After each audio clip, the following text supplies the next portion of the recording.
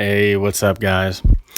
This is Maddie. We're doing Food Over People podcast, episode number 2. Yes, I know, I'm terrible at this. I'm still figuring it out. Craziness going around with the virus and everything. Starting a new company and just a whole bunch of stuff going on. Trying to stay alive, trying to stay hungry and well fed, which is pretty easy, actually, sort of. But, no, yeah, so this is our second episode. I do have my guest, which I'm actually sincerely excited about. So to give you a background, this guy's name is Brad Sciuollo. He's going to hate me when I pronounce it wrong. So he's of Eater Solutions and Invincible Transports. That's the companies he's attached to. And it's awesome because when I first did, I'd say about 4 or 5, maybe 6 years ago, I forget honestly. It was the first Philly cheesesteak festival, and I was actually a part of that because of this guy. I somehow weaseled my way in to be just an eater for the contest. You know, they had like 40 food trucks and the contest. There was just a bunch of stuff going on. It was like a fair in Philly. And it was, it was awesome because of all the stuff that they had at that festival. So from cheesesteak eating contest to football throws for prizes to different type of foods. And I was one of the guys that, I was in the food eating contest, which I didn't do so well. It was pretty bad. I made it fun, but yeah, it wasn't good. But this guy, he was the host of the show. I guess the eating part of it. And him and I, became friends after and during it. And he's a really cool guy. And he's very knowledgeable on food, very knowledgeable on trends. He knows probably way more than me, technicalities of food. And he's actually a cool guy. And like I said, we became pretty cool friends. And we every day we'd be showing each other foods we tried, made. And, I think you like him. So, I'm going to call him on Skype. I'm hoping this works. If it doesn't work, at least you guys get to laugh at my stupidity and how unprofessional this is, which I'm okay with. I don't mind mess ups. I don't mind, bad things happening. I think it's funny. I think it's cool. I'm not insecure. I really don't care. So if this fails, I'm sorry, but at least you get to laugh. If it doesn't fail, it's going to be actually pretty cool because, like I said, I like this guy. Like I said, he's very knowledgeable. He gives a shit about food. He understands it. Him and I go back and forth on a lot of stuff, and he has some pretty good opinions on it. So I'm gonna give him a call on terrible Skype because my laptop is garbage.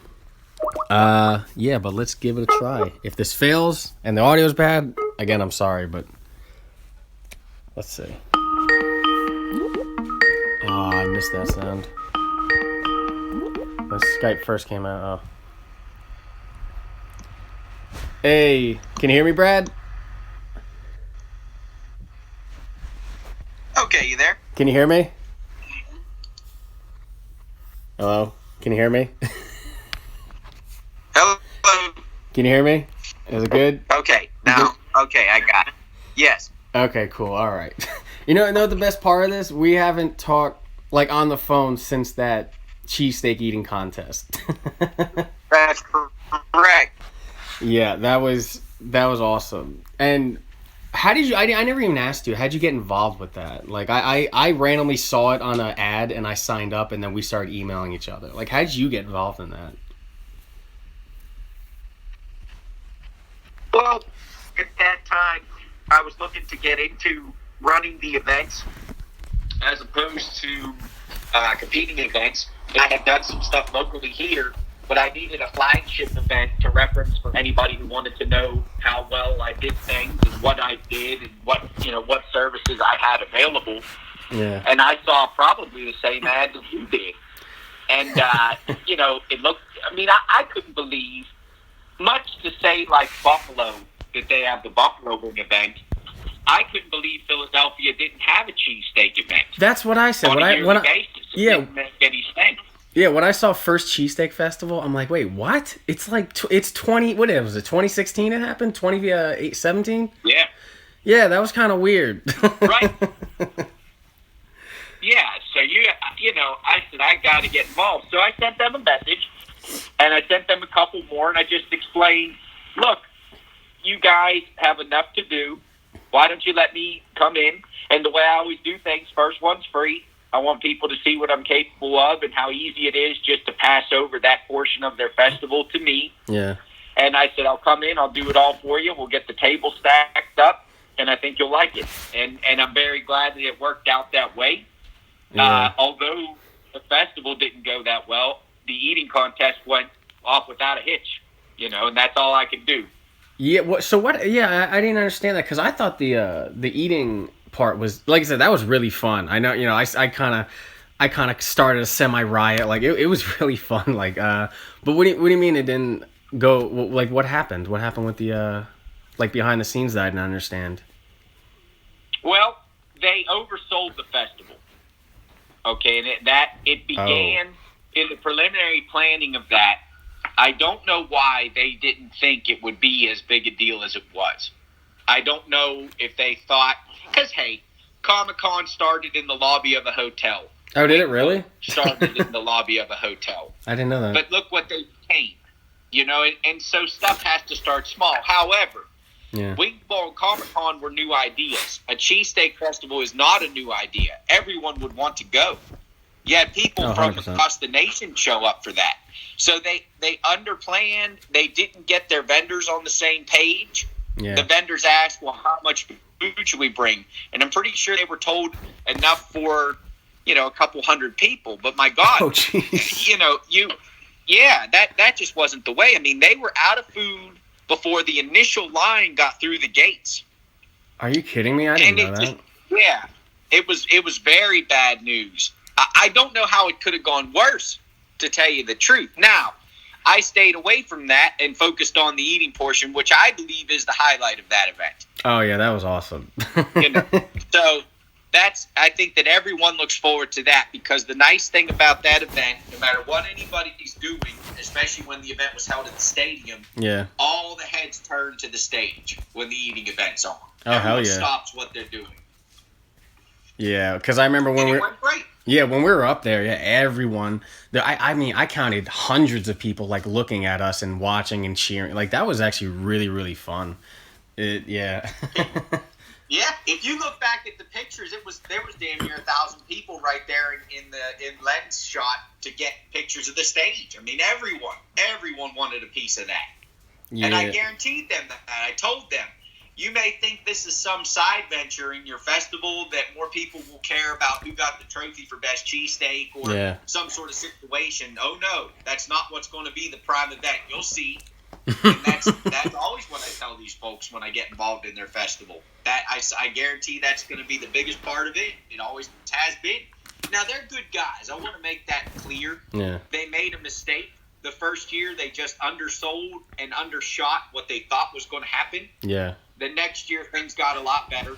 And then the next year, things were I believe, perfect. And it's a shame they've given up on that festival. And obviously, this year ain't going to be one. Oh, wait, I didn't know they gave up? Yeah, to my knowledge, as I've been, and hey, things can change next year. Yeah. But to my knowledge, there will not be another one.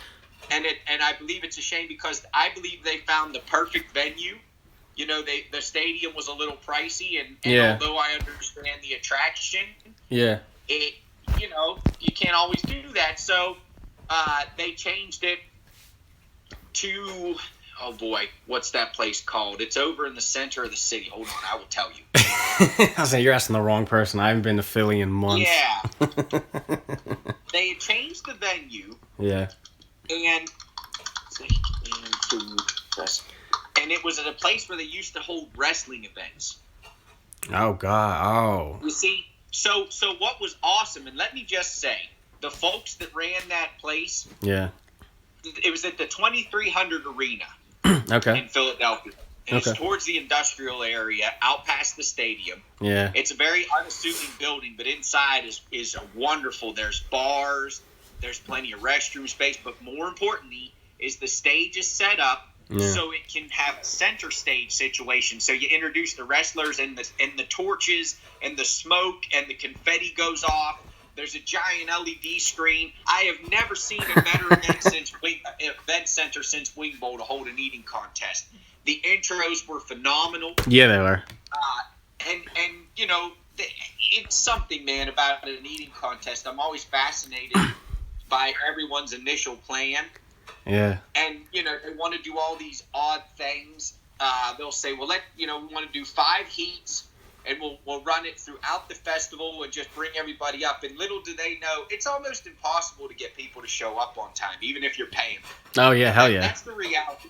You know, there could be $10,000 on the line, and I can promise you half the people that you have set up to be in the event won't even show up. Oh yeah, I was actually looking at other stuff before we looked at the stage. I'm like, you know, let's do something. You know, we got time, blah blah.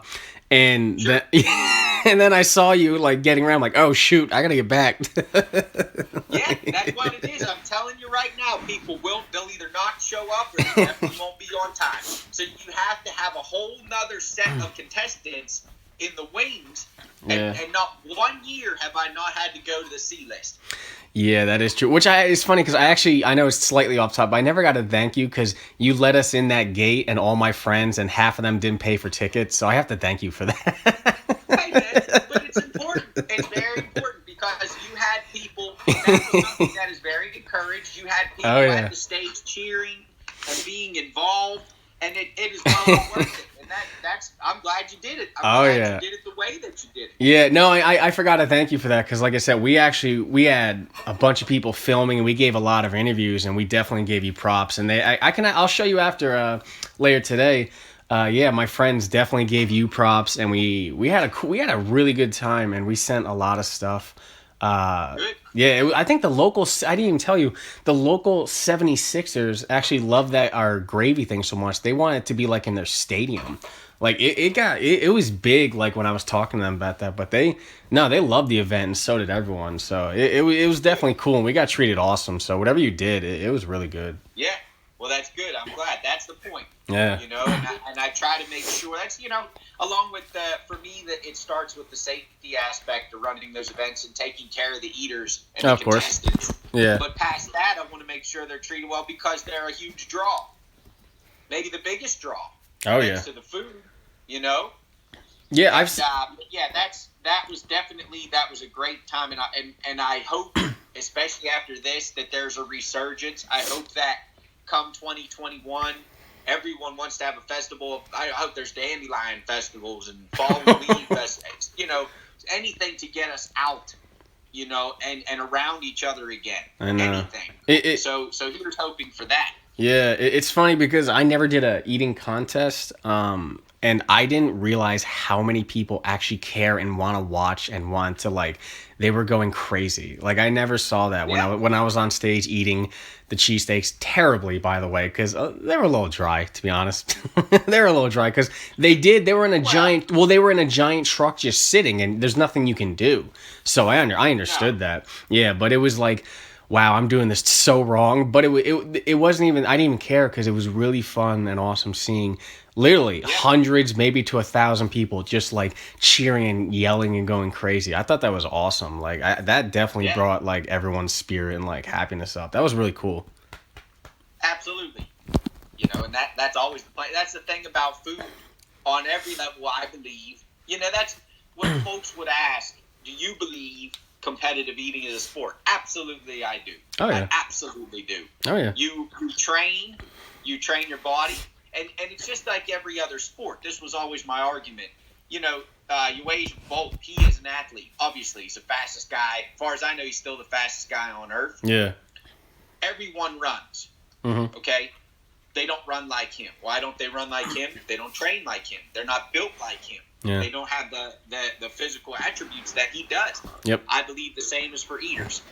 You know, not everybody can be as good an eater as the top 10 eaters are. Oh, hell yeah. But everyone in the world eats. Oh, yeah. There's there's no way like I could compete with Joey Chestnut. I've seen him eat. There's no way. Well, there's no doubting his talent. He's a beast.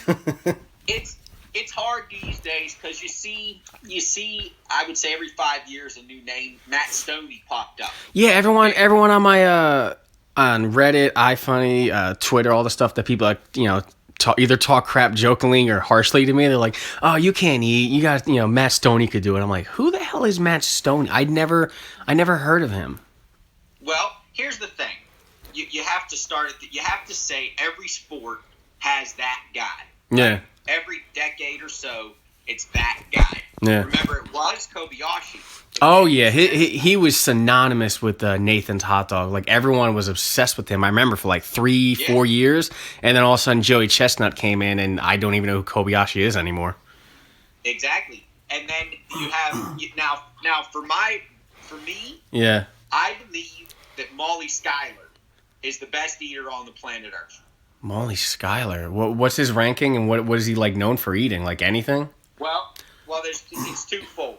Now Molly, I believe that she is capable of things that Joey isn't and couldn't be. Really? I believe that if given the chance, because as you know, the Major League Eating, formerly IFOS, yeah. International Federation of Competitive Eaters, is very strict. They've approached her and she said no, which she's very smart to do. Really? A lot of folks left that fold. Pat Bartoletti left that fold. Tertiary Kobayashi left that fold. I left that fold. Wait, why is that? Not to cut you off topic, but why is that? Why is that smart move to do? They're incredibly strict. Okay, they're incredibly strict and they're incredibly greedy. Oh, jeez. They're the type of organization that knows that you are the literal backbone of the organization, but they treat you like you're that expendable, like there's just a bunch of chestnuts running around, which is not true. Okay. They're just it's a very greedy, church bazaars, okay, during the summer happen everywhere, and they as an organization have demanded upwards of $15,000 to hold an event at a church bazaar. They have to think, how could you ever think that was going to work? But that's what I'm saying. They're very greedy. They don't treat their stable very well. Jeez. And that's why most folks left. They just got so tired of being treated like they weren't a huge part, the revenue draw. It's Akira Kobayashi. How could you go to him and say, well, you're not important enough for us to pay for your flight ticket? Jeez. Are you what? You know how many hundreds of people? Actually, I've been to an event where he was just to see him go, and it was $30. Yeah. I'm like, that's all good. I'll go. Because I love food. I love the whole food aspect of it. I love being around people who love food. I was just like with you. Food's everything, and I love people who love food. So I literally paid to go see him and see what the hell this machine can do. Yeah, and that's there's such it's such an amazing. Even I, having competed with him, still learn things about his training and technique. For instance, I never knew that he and Chestnut and a couple other eaters used boiling water to dip their hot dogs. I didn't know that until I saw him do it. That's legal? Sure, absolutely. You have to remember, okay, you can dip in any fluid. That's the rules. All right, any fluid you'd like. Boiling water, what's the difference? Other than it helps dissipate the buns and it warms the hot dogs up and makes them softer. Yeah, that was his technique, because I was listening to a show a few days ago, they were talking about different techniques how to eat. This guy name is Pat. What was it? Pat from Unaki. He was some eating guy. He was actually really cool. Yeah, so he was saying there's different. I don't know if he said it was like the Asian way, but it was his way, Kobayashi's way, where he said what they do is they eat the meat, then they dip the bun in water so it goes down quick. And that was the way he did it so much, because most people just eat it with the bun, and that's not the way to do it. And he was telling about all these techniques of how to, properly do it. I'm like, oh my, I never knew that. That's crazy. Yeah, absolutely. And, wow. And they all have a little bit different. But and I'll tell you what, though, the reason I say about Molly, now Molly, I don't know if she weighs 17 pounds. She might. I really don't know. So she's a skinny girl? Yeah, there's nice. And don't get me wrong, she's quite an attractive lady, but there's nothing to her. I mean, I don't know how she stands, but she consumes things that are unbelievable even to folks like myself. Okay, where she's eating things and she holds herself upright after. I remember when I would do the major challenges, I didn't even want to stand up. but She's a she beast, is damn, the man. That's god awesome. among insects in the eating world, and I think that if she would get on stage for hot dogs, Yeah. she would show her stuff, but it's just not in the cards. She's doing too well without it. So what has she done? I guess, to me and other people that won't even know, like, what has she done Yeah. food? Because I'm going to look her up, after this just to see, like, who is she? What has she done eating-wise that was like, oh, my God, I can't believe she did this? She ate 3 whole prime ribs. In one setting? Prime rib plays. And when I say whole Jesus. prime ribs, okay, a lot of folks ain't seen a whole prime rib outside of a buffet, and a lot of times those are halvesies. I'm talking about a whole prime rib. I'm talking about 11 to 14 pounds. Jeez. And you're talking about dead weight. There's a difference when you eat. I tell you, when you eat things that can dissolve or melt or liquefy, that's different. But prime rib take you a whole night to digest a king cut of prime rib. That's what I'm She's saying. Eating, and I mean, she's just plowing through, and that nothing stops her. And what gets me the most is her composure. You got to get in the zone to do this stuff. It's as though she's eating she's having like a chicken salad sandwich when she's eating stuff like that. Jeez.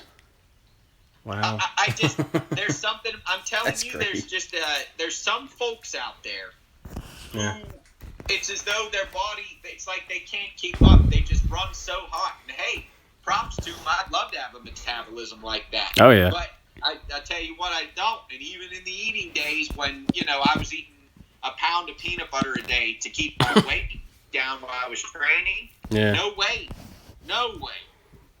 Wow. But yeah, she won Wing Bowl one year. She always wins the IHOP Pancake Bowl. Jeez. And that's the thing. I mean, anything that is, she has done. And I hope someday, I've actually spoken to her about it, that she goes after the burger that I did. She, as a team, went after it and did a fantastic job. Oh, wow. And she actually broke my record on the 15-pounder by, I think, like an hour. She smashed it. Holy shit, she's awesome. Yeah, so she did. Yeah, she is, to me, the greatest eater currently on the scene.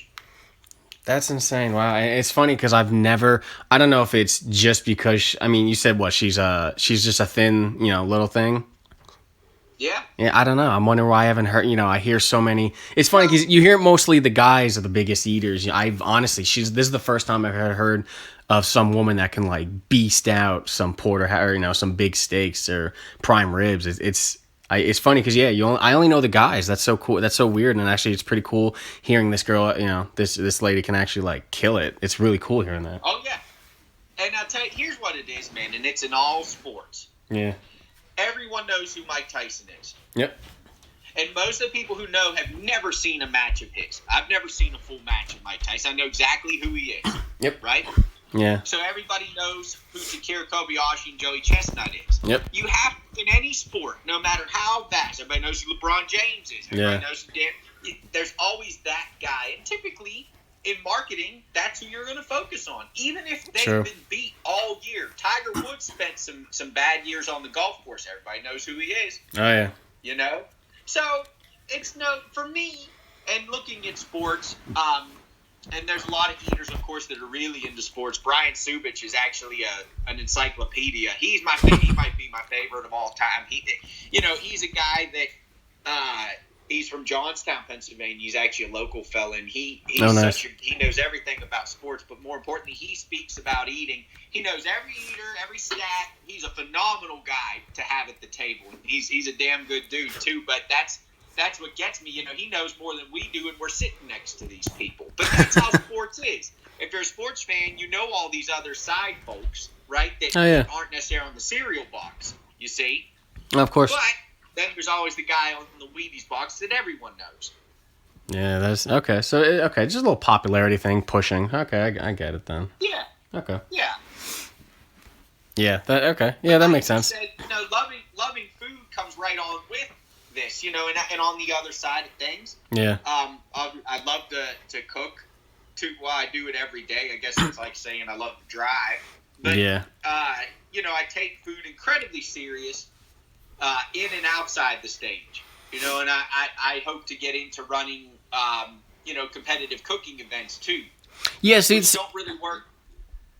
no, go ahead. No, sorry, go ahead, finish. Sorry.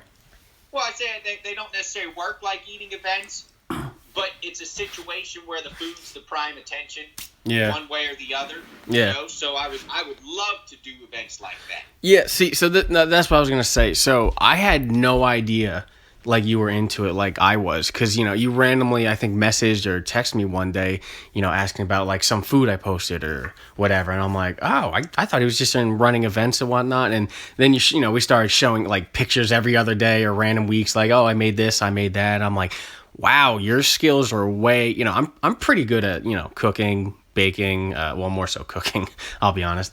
And I saw your stuff and I'm like, wow, he's really, like, most judges, I mean, from at least what I've noticed with cooking or sports or anything, they're not really passionate or crazy good at what they, are about. Like with your cooking is like really good and how much you care about it. That was actually really cool to see someone else with the same, like, I guess, passion, love, and hype that I have for food, is what you are too. So that was really cool to, see. Like, I don't have many, friends or people.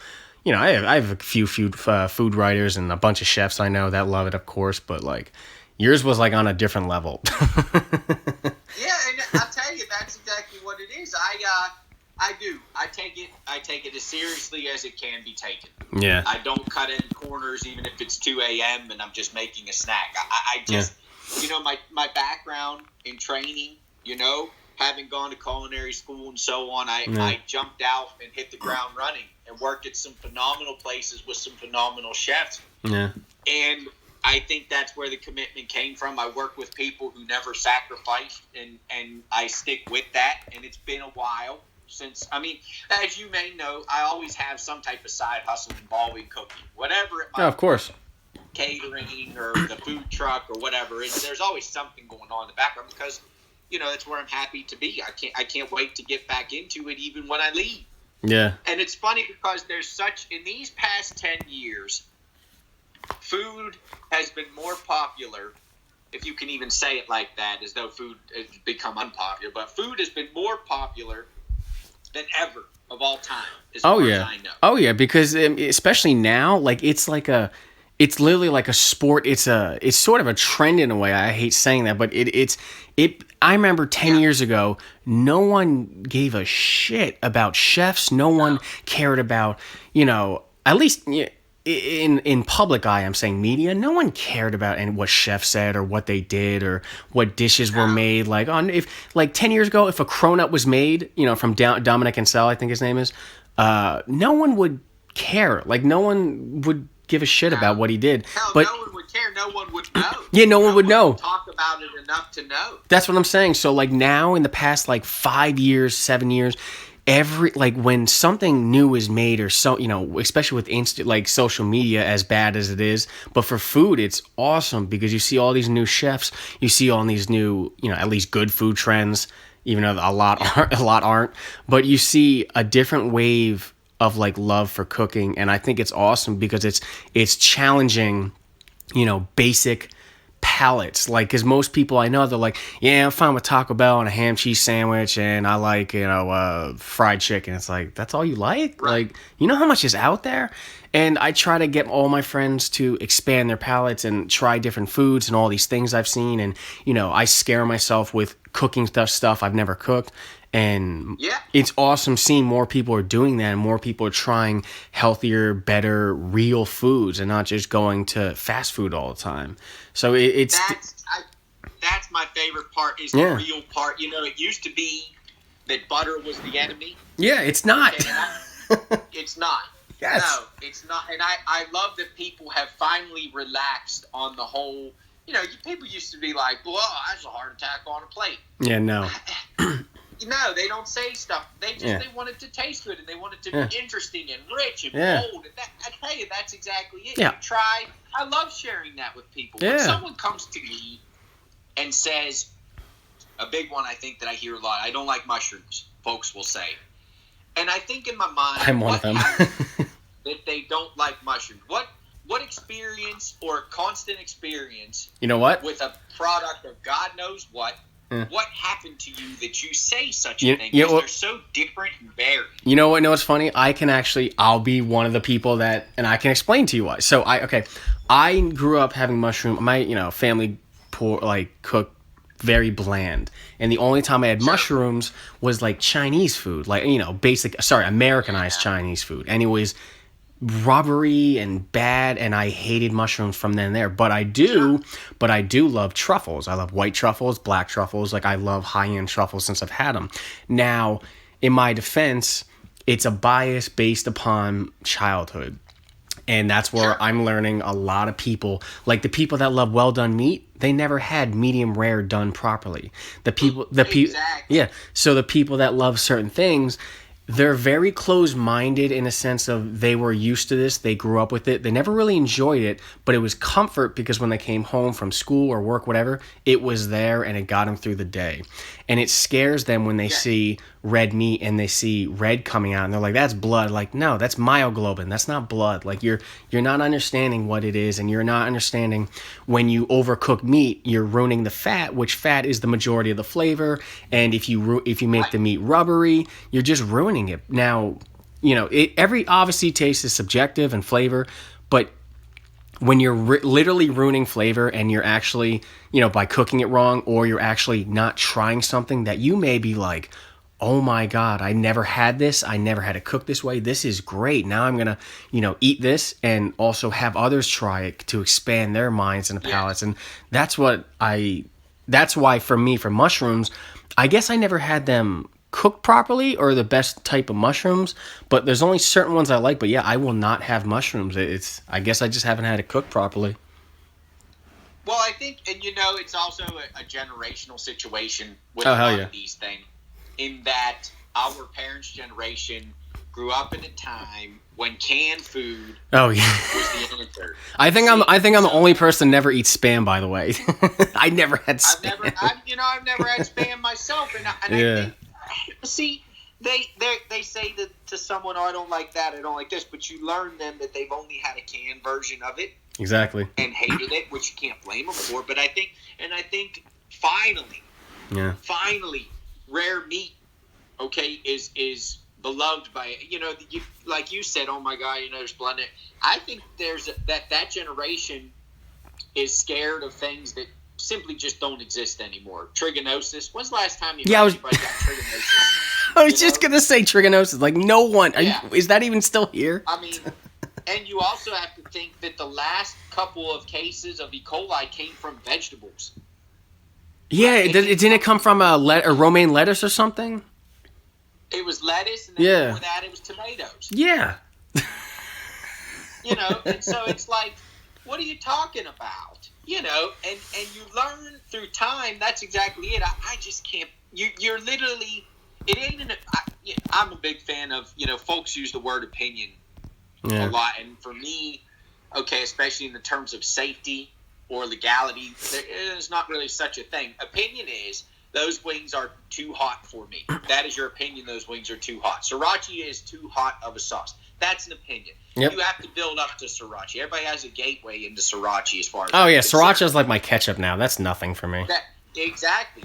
But an opinion, to say that you ruined a steak by overcooking it, I don't believe that's an opinion. I believe that is a scientific fact, in that you have changed on such a level, it's no longer what it's supposed to be. Yeah, and I think, like I said, when they love it that much, like I said, if they love it, I don't care. I'm just saying, when you try to tell people, like, no, you're literally ruining it and as much as you pretend that you think it's great, because whatever, it gives you that comfort, that nostalgia, you're ruining it. You're ruining, anytime you cook something, you're ruining the nutritious value, and you're ruining the texture and the interior and the flavor. It doesn't matter what you think, you just are.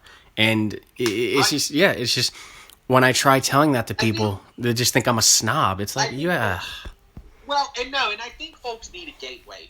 I know what my gateways were when I was really young, okay? And I believe an important gateway into a new realm of food for people is blue cheese. Oh, I love blue cheese. I believe that, so people, okay, most likely grew up on a primarily American cheese and cheddar-based diet. I hate American cheese. Kids are a lot luckier now than people know the truth. But when we were younger, Okay, Yeah. you got to remember the marketing in the late '80s into the '90s. Kraft singles, my God, there was a commercial every other. I mean, you couldn't get away. Remember when they would pour the milk Oh yeah. into the cheese with an implication that that's even how that Yeah, went down? that is actually real cheese when it's not. Right.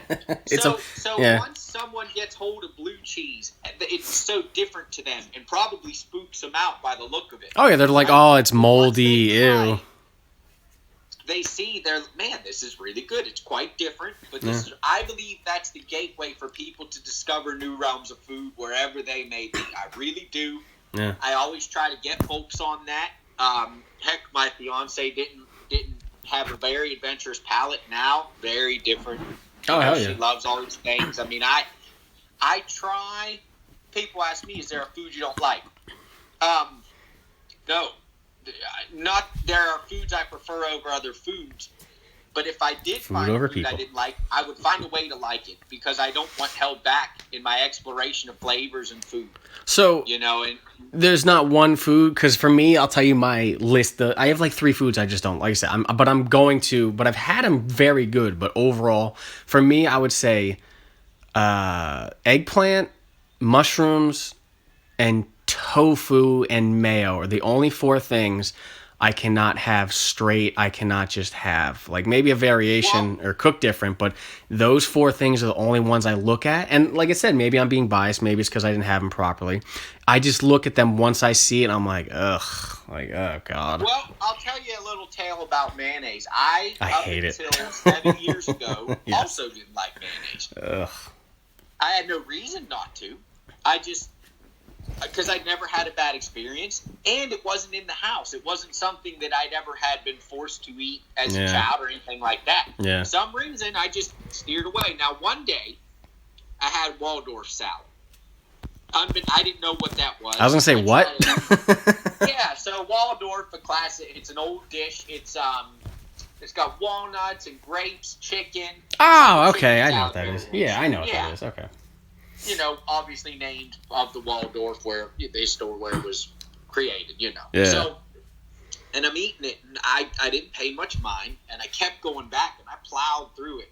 Yeah. And then I was told, hey, by the way, the dressing on that's mayonnaise. And I shrugged it off and said, I guess I like mayonnaise. And from that time on, I have made mayonnaise every which way. I've done it with bacon fat. I've done it with basil oil. I can't get enough of mayonnaise. Yeah. Okay? And I think that's what I think that it's a mental thing. I really do. It's a mental thing that you have to trick yourself into getting over.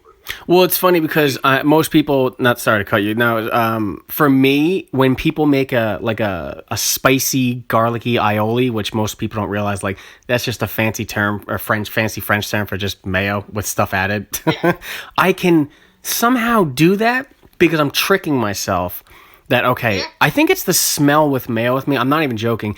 If you paid me $100 to eat a spoonful of mayo, I would do nothing. Like I wouldn't do it. Like it's that bad, the flavor and smell for me. But if you add, sriracha or garlic or something to it, Sure. I won't even flinch. I'll be like, oh my god, that's amazing. But it's I don't know. I guess it's something I can't have the bland, basic, boring form of it. So when you add something to it, I can do it. So I think it's just I've expanded so much that I can't have something plain or I'm just like, oh, I can't do this. But if you spice it up, you add stuff, flavor, then I'm all for it. Right. Well, then well, hey man, at least you're enjoying the good parts of it. Because for me, Oh yeah. I love a truffle mayo on wings. That's a new thing. I've never heard of that. I've heard of truffle mayo, but I've never had that on wings. That's different. It's phenomenal, and it's good on French fries too, or what? It's good on a spoon, whatever. I can't do that. But that's what it is, and I think Throw that up. sometimes you got to pull yourself into it. Now, eggplant, that's interesting to me. Yeah. Because it's not very offensive. It doesn't have a strong smell. It doesn't have a strong taste. It just kind of exists. Yeah. I don't know. I don't know something about. I don't know. I'll tell you. I did have it good once. It was what was it? It was at that famous Asheville restaurant, Curate. Yeah. that Spanish restaurant, and they made it. They did a weird like buttermilk fried, which that's kind of cheating when you fry something because you could fry anything and I'll eat it. But it was really good, and I'm like, what is this? I'm because I love veggies, like that's my thing. Even though people think if or most, I'll be honest, mostly Texans, if they think you like veggies, you're just like, you're a little bitch.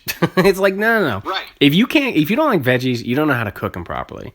But they had the eggplant, and it was really good, and it was the first time I actually enjoyed eggplant, and it made me happy. I'm like, okay, you know what? Maybe I can give this a try. Maybe I can make Yeah. eggplant to something, because I know it's very healthy, and but yeah, just eggplant too. Yeah, I don't know, something I just couldn't do. It's amazing the world out there. Like, as you may have seen, only in 2019 did I learn you could roast cabbage. I never knew that. That's awesome. And you think to yourself, wait a second, how do you not know? You see what I'm saying? Oh, How yeah. do you not know that something so simple? This is not some magic thing. This ain't sous vide. Put the cabbage in the oven. How did people not? How did I? That's what I say to myself. How did you not know that you could do that? Yeah, But I then don't. you do it, and Yeah. it opens all of a sudden. Well, I can roast this. I can fry that. I can do this. I can do. Yeah, It was amazing to me that I didn't know that. But I think that's the key. The more you push yourself to know and do these things, hey, you're the one that benefits. Oh, right? yeah. You see, because then you're able to, you and everyone around you, right, in eating distance, Yeah. benefits from you doing these things. yeah. I mean, it's phenomenal. And I've got myself, I know you had you walked back, baking's different. Right? Oh yeah. It's a science. You've seen, I have attempted. I'm not. It's going to be a couple years before I put anything down in concrete. But Oh, yeah. I am attempting to also get better at baking. I'm working on cakes. Nice. Circumstantially, I have begun to really test the waters on cakes. And believe it or not, it came from me making my own bitters. The Nice. active infusing, true infusion. Yeah. Okay, on a chemical level, I realized opened some doors for me, and my in-laws brought me some lavender from their trip. There's lavender fields in Hawaii. Oh wow, They nice. brought me the lavender, and I went ahead and made bitters. And I said, okay, this is great. But then I realized, I could probably infuse this into anything. Skip it back a little more to make it basil oil mayonnaise. You infuse the oil with the basil, you make the mayonnaise. Yeah. Why can't I infuse the oil with lavender and put it in the cake? The answer is you can. Yeah. Okay, so I Yeah. did. And that's after that. I just wanted to do cakes, and I need people to eat the cake because I make too big of cakes. You see, wow. so that's really all that's holding me back. So anytime I hear somebody needs a cake, I jump to that because I want to make things. I want to be able to expand that skill and do things. But I had to learn a lot about the structures. Yeah. And because my first couple of attempts were too heavy. The physics just wasn't there. I didn't understand. But then you try again and you get better at it. Hey, Yeah. a crumbled cake looks just as good on ice cream. Nobody cares. It does. So that's nice too. You can't really mess it up. Oh But yeah. that's the constant expansion and the exploration of components and ingredients is exactly what brought us to where we are today. Oh yeah. It didn't used to be like this. There was a time when folks didn't put basil in tomato sauce. Somebody God, had yeah. to start doing that. You look at old menus from the past; they're boring. They're Yeah, so boring and people bland. and that's what. To date, there were dishes you look back on. Folks were serving boiled eggs in unflavored Jello. That was a dish that you paid for at a restaurant. Yeah. And What was anybody thinking back then? Maybe that's why all these baby boomers are so angry, because they ate such bad food. Yeah. I mean, my God. Yeah, I've seen. It's funny because I like looking at that stuff, like older menus, and I'm just looking at the stuff. I'm like, I wouldn't be excited at all getting any of this food. Like, yeah, all this stuff is just, here's a baked potato with butter. It's like, okay, and here's steak that's barely seasoned and doesn't use garlic and butter and rosemary and all that. Here's just a well done steak. And it's like I see a lot of people eat like when I lived down south in Asheville. I started hanging around these like old school Southern people, and they don't get me wrong, their barbecuing was great and their mac and cheese was great, but I don't know, they have this weird obsession, and I think it's just taught like here it goes. I don't mind saying it. I hate Waffle House. I think it is the worst restaurant. No joke. I've traveled the whole country except Hawaii and Alaska. I think Waffle House is the worst representation of American diner food, and I think it's trash. It's horrible. Yeah. I could go 30 more minutes using other adjectives. Like, I hate it. And when I ask Southerners, I'm like, why do you like this stuff? And I'm like, given I am biased and I did come from the diner capital of the country in New Jersey, New York City, but I'm like, explain why this is good. And they're like, well, after drinking or smoking or a late night, blah blah, you can, it's good. And I'm like, something that's always followed up with. Yeah. Well, when you have no other option. Yes, that's what I'm saying. So that's why when they have the fake New York pizza places there, their pizza is garbage. But it's all they know. Well, I'll tell you what. Yeah. It's all they know. I tell you, Southerners, and I was actually having a conversation with a local pizza joint out there. I was trying to explain why I believed Southerners were so terrible at Italian food. And the answer is this. Okay, it's twofold. Because all they know is Domino's. Oh, man. It's that, right? You got to introduce somebody. I love you, Southern people. Southerners have never been introduced. And they do not understand the herbs. Yes, Southern the herbs have nothing in common. No, nothing none. In common Zero. With Italian herbs. Yes. You go to a store down there, you ain't going to see a billion kinds of pesto. No. You'll barely see they don't really have various types of canned tomatoes or tomato products to do different things. Yep. Their understanding of it is just not there. They never had a chance. And they got places. Even as, New Orleans still holds very close to the French roots of Cajun. Oh, yeah, the Cajun Creole, yeah. Find great food there. Oh, yeah. But they have some pizza places that are just good God awful. and I have been very outspoken about these places, and I can't believe it. Yeah, I got very annoyed when I lived down there. And like I said, if they don't know something, they don't know. But when I was trying to teach and let them know how you do it, and how when they think a margarita pizza is literally just shredded mozzarella cheese with regular standard marinara sauce, and they shredded like basil on top, and I'm just like, oh my god, what do you got? You're like disrespecting the culture of like Italian food, and where it's from and how it's made, and they don't care. That's it. And they're missing out. That's the point. Like, when people tell me all these places are good, and that's like me going to the South and saying like, hey, go to like Cracker Barrel for amazing biscuits or gravy, and it's like, no, that's like the TGI Fridays of like Southern food. It's not good. Right. But if you go to like an old school grandma cooking real thick sausage gravy and real biscuits and real fried chicken and real grits, that's where you get it from, and it's from there. Now if you come to Jersey, all we have, if it's not a random Southern restaurant, which is hard to find, but we think Cracker Barrel represents like country, like Southern food. Yeah. It's like, no, it's all crap.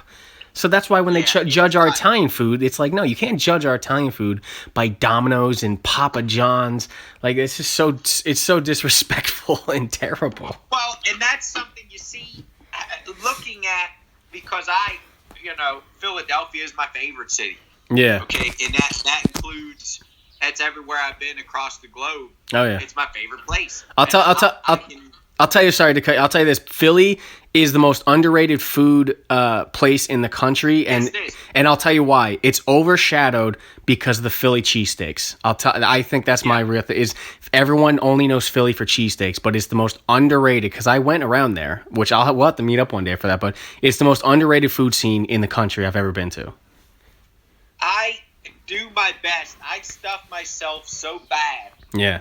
While I'm down there in an attempt to keep up with the food scene. It's always changing. It's always changing, and it's awesome. Well, it's always changing, but on a positive, consistent. Yeah, that's what I mean. That's what I meant. Yeah. Let me tell you a little something. You know, folks, Pittsburgh has had its ups and downs, and in these recent years, some folks have said some very. Let me say this: some folks have said some very kind things about Pittsburgh. Yeah. But you also say kind things about people's ugly sweaters. Okay, it's unwarranted. Let me make something dead clear, okay? And I speak from having tried. Like I said, yes. I go to places. I really do. I want them to be good, and I give them a shot. Pittsburgh is not now, and if they keep their nonsense up, nor ever shall it be, a quote-unquote foodie town. There are 2 restaurants I will go back to in this entire city. And you may say, hey, you're too hard on, no. Let me tell you how having received, accolades and awards for my level of service both in and out of the restaurant industry. Yeah. I expect from places only 70% of what I give. Yeah. Okay? And I tend to encounter about 40. And the thing is, people say, okay, so why is that bad? I'm going to tell you why it's bad. And list the reasons, but I'll give you a very prime example. Yeah. So, at one point, the Pittsburgh City paper, a.k.a. the most unreliable news source on the East Coast, okay? Yes. They come in there, and they said the best cheesesteak in Pennsylvania existed at a place called Groove Cheesesteaks on Carson Street in Pittsburgh, Pennsylvania. Now, let me tell you, here's the whole thing. Never went there. I have eaten, to my knowledge, every cheesesteak in Philadelphia. I'm sure some new joints have popped up that I haven't been able to get to, but I have eaten them. Okay? Yeah. And one of the keys, to a Philadelphia cheesesteak is the fact that it's actual shaved ribeye off of the ribeye. Yes. Okay? And if you go to places, you'll watch them shave it off of there. Very rarely. Groove Cheesesteaks uses a frozen. It's gone now, by the way. That accolade didn't save them from closing. Good. They were using a puck, a pre-cooked puck. Oh, thrown no. it on the grill and using nacho cheese sauce. God. I thought to myself, I already know these folks don't know what they're talking about. Okay? But how can you say that? How could you think? Politics. That means you never tried them. That means that's all you've had. That's what that means. That's the only cheesesteak you had in your life. Yeah. That's what it means. And I guarantee they were friends with the owners. Well, and there you go. And I was challenged, you see. Someone says to me, they said to me, but don't you see, that's all they might know. That's all that critic knows. Exactly. So to them it was good. I said, but then they shouldn't be a critic. Yeah, critic, you have to go in with no bias. You have to go in with no, like for me, I'm not going to go judge a mayo contest. I hate mayo. And I've only had if you were to judge a mayo contest, as far as I'm concerned, you should have 15 mayos under your belt. That's what I'm saying. And so, yeah, you have to try. I've had to have tried 30. Like, if I'm going to be a judge for a cheesesteak event, which I easily could, I would have to try, which I've had. I've had probably 50 places in Philly. I've had 20 places in Boston, which I'm going to tell you right now, Boston had a better cheesesteak than Philly's ever had. I'll tell you later about. Yeah, I have to get the name of the place. Boston has some good cheesesteaks. The only problem, I don't know if you remember Patrice O'Neal, comedian, very funny. Yes. Okay, he said that he was on Opie and Anthony. He said the funniest thing, which I agreed with. People from Philly, the people that are rah Philly cheesesteaks, the reason they want it, they think it's the best, is because they want it to be. Like, they want Philly to be the greatest cheesesteaks. They think they're the first ones to make. It's like, really? You think you're the first place that ever made cheese steak in a bun? Like, just stop. And it's like exactly. Yeah, he was saying like the reason Philly it gets rated number 1 is because that they want it.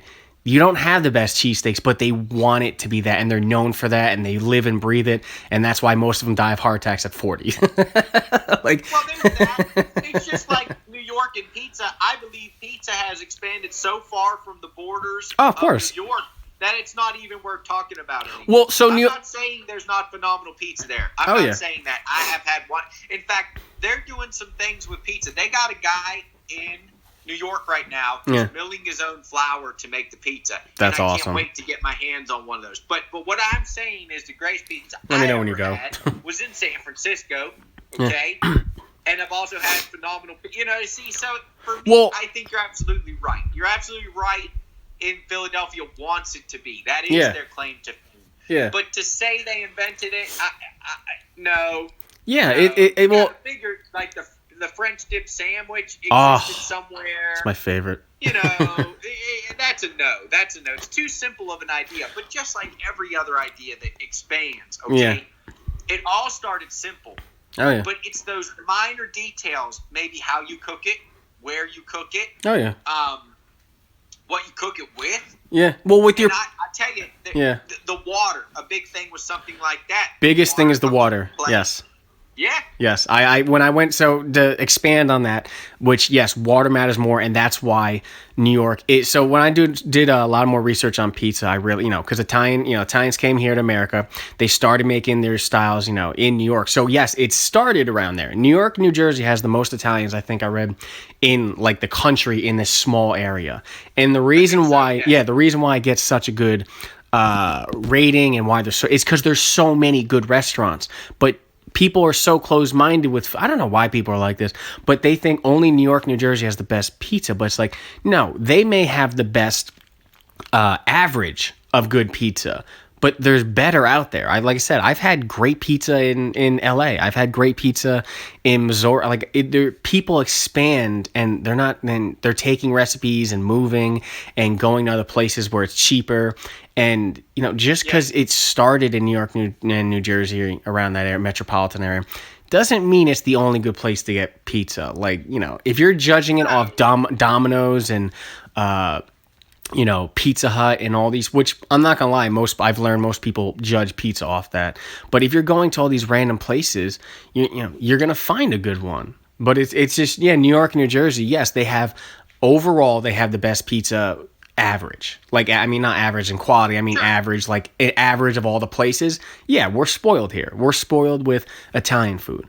But you can still go to a different state and get something good if it's done properly. So I don't like when people stay closed-minded just in their state thinking, since it's not New York pizza, that's crap. Chicago pizza, which I've had Chicago pizza, the deep dish stuff. Is it good? Sure. I think it's overdoing it too much, but I don't compare it to New York style or real old school Italian style because it's different style. It has nothing to do with Italy. It's Americanized Italian food, and that's okay. It's okay to branch off into something different. So yeah, it's just, I don't like the whole thing of, if you're not from Philly, your cheesesteaks suck. Like, it's like, shut up. Well, no. Shut up.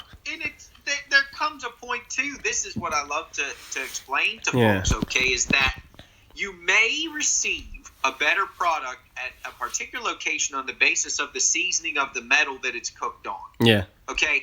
And certain spices, the airflow. There is so many factors that go into something like that. Yep. That to say that a specific area somehow has the market chords is impossible. It's impossible. Oh, yeah. That's one of those impossible things because the science that goes behind this stuff. Hell, your cheesesteak may taste different on Wednesday than it did Monday. Exactly. Because they pumped out a busy Tuesday. And you also could have a different chef or different cook who's off or who's, new. Absolutely. Yeah, so they're making a difference. That's exactly it. And having, and I actually have had great success, and I'm proud to offer dining guides to folks, especially in places like Philadelphia, when they go there for the first time and the places they should see and eat. For me, it's Dinnick's. I tell everybody that. I've told you that. Oh, I went there, yeah. Very good. Yeah, that's the way I'm at. That's where I've landed. I go back there every time and I take them home with me. But I know that someday I'll find a place that might make me rethink that. And you must be open to that. Oh, of course. You have to be. You can't be. I tell you, I'm a huge comics fan. Okay, and at one time, I owned the largest Incredible Hulk collection of items in the world. Okay, that was that's awesome. And people say to me, "Do you still like the Hulk?" Sure, I do. But I know that there are better characters out there. I'm a fan of many other characters. Okay, and it's just the way it is. You cannot shut yourself off. No, you on gotta that basis. you gotta curb your bias and your ego and be like, okay, I know I love this, but there obviously is better and more, and I'm gonna go search it out. Yeah, and you see sports fans, okay, and They're I annoying. love a sports fan who just refuses to let their city go. I really appreciate that. I appreciate the passion. I hate it. I knew a cat who he was a Philadelphia, he was an Eagles fan some time ago. Okay, it's a lot easier to be an Eagles fan now, but at that time, being an Eagles fan was not easy. And I'll tell you, he knew every fact and figure to throw at a Steelers fan. You knew he was never going to win that debate. By the numbers, it just wasn't there. Yeah. But he held so fast, and I remember how bad I wanted Pittsburgh to face off against Philadelphia when Philadelphia was on the way. I thought there will never be a greater time to be a football fan than if Philadelphia and Pittsburgh face off. Ever. And I hope it happens someday. I couldn't wait because I knew it would be a situation where the turnpike would be the battle line. Yeah. You know, that's where it would be drawn. And boy, I was so happy when Philadelphia won. I had to convince everybody around here to cheer for them. Everybody was so upset. I said, don't you get it? You've got to cheer for awesome, the yeah. Eagles. Yeah. And that's what it is. You can't limit yourself because you'll miss stuff. That's the reality. You will subconsciously avoid turning down that road because you feel you've already turned down it. Yeah. You feel that there's no need to turn down that. That's in travel. That's in food. That's in media or music or whatever. You have got to be able to turn down that road. And it's hard sometimes. Yeah. Hey, I bet you that, you look at my cabinet and I continue to add spices to the spice rack, but I always have the same ones, and they're the ones I run out of the most. I get too comfortable sometimes, and I last year I demanded I use more Indian spices. I demanded that of myself. I needed to learn Indian spices. What's it going to be this year? I don't know yet, but I'm going to go another direction, because I've got to expand. Yep. No, I get that. That makes sense. So let's see. So we got a few minutes left. I did actually want to, which I want to do this again because that was actually really cool. I had some food trends I wanted your opinions on. Yes. So I got a list. It's if you can go on foodnetwork.com. I think this is before the year ended, but they were predicting what the top 20 top food trends of 2020. I want to see your opinion on that because I just saw this list and I actually was so. One of them is pellet grills, and I know you're big on grilling, and I know you understand it, so I want to know what you felt about pellet grills, because there's a lot of, you'll get the old school Southerners saying it's stupid, but you'll also hear, good pitmasters say they love it. What's your opinion on pellet grills? Well, so a pellet grill is simply a smaller scale. It's a scale. It's not doing anything science isn't already doing. Yep, exactly. I could build myself a pellet grill.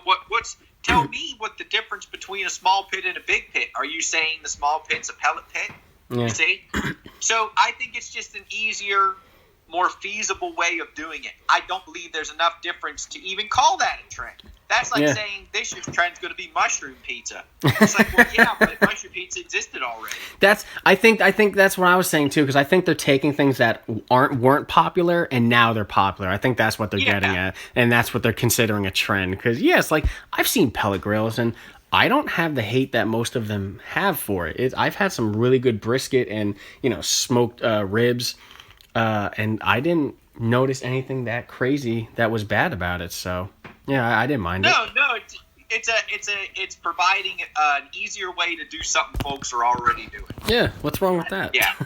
No. Yeah. Let's see. The next one is Taiwanese food, which I love Taiwanese, so I'm pretty sure you love that same thing. So. Yeah. Yeah, Thai food's awesome. Once again, I don't remember when Thai food wasn't popular. I'm gonna tell you what.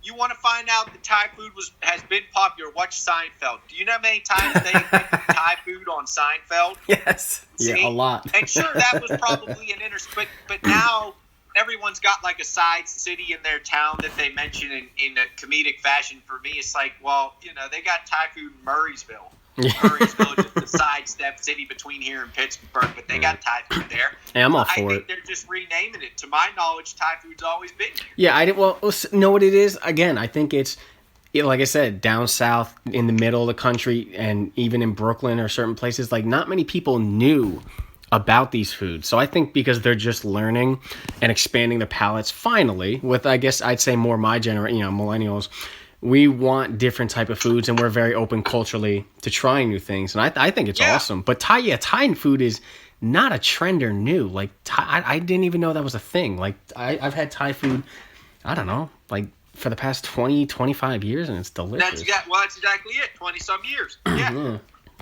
Yeah, so I don't know. I didn't even think that was a good trend, but whatever. Let's see. So babka. I'm not sure. Babka. Isn't that a bread? I think babka. Well, okay. Muffins or something. So it is. It's a chocolate infused bread.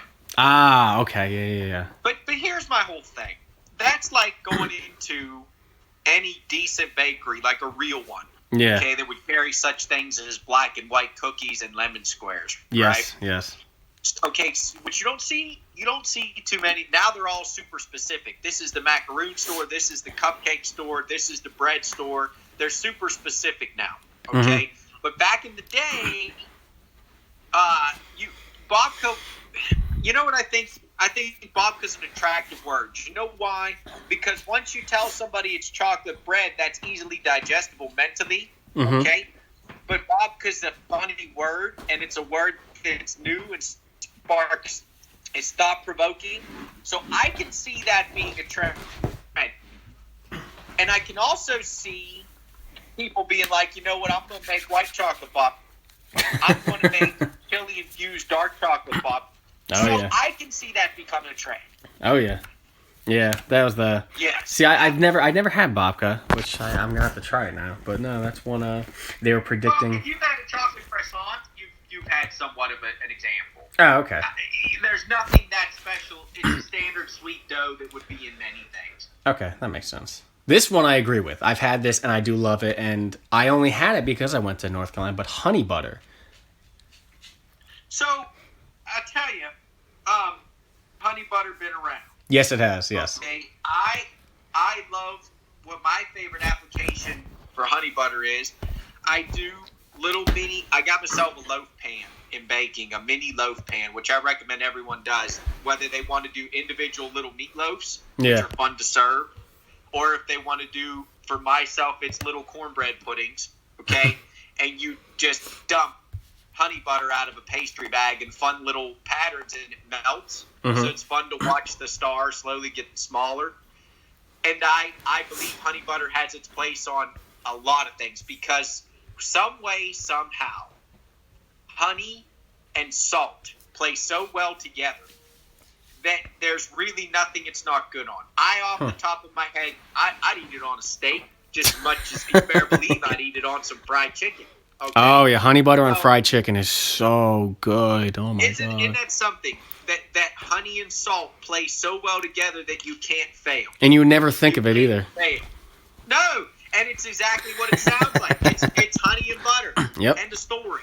So I could totally see everybody having honey butter. Yes, I believe that could become a trend. Cheap too, as a cheap one. Yeah. It's an easy one. Everybody can do it. Oh yeah. This is the one I didn't understand. So I guess I've had it wrong, but anchovies.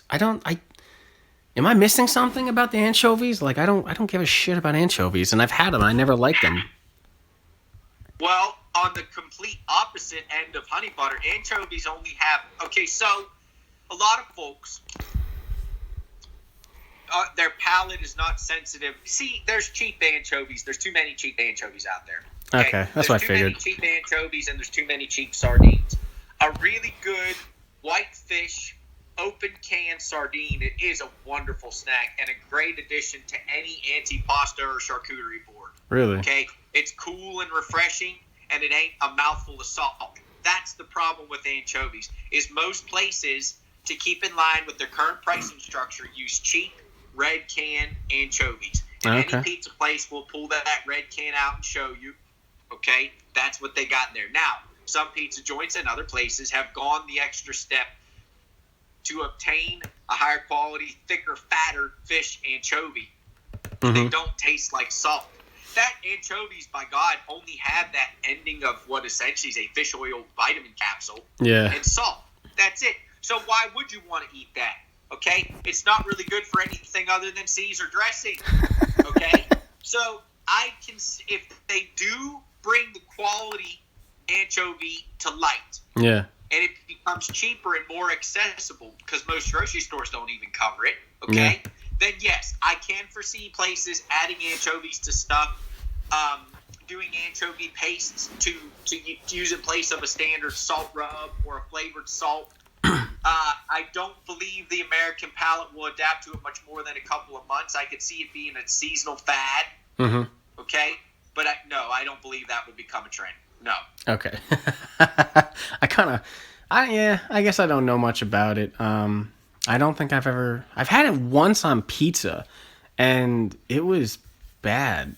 I think the only time I had it, because I saw it on a episode of Futurama where they put it on pizza, and I tried it. I'm like, oh, it's too salty. No. What you had there was like I say in the game, you call them red can anchovies. They last forever. You can open a can; it'll last a month. Oh, jeez.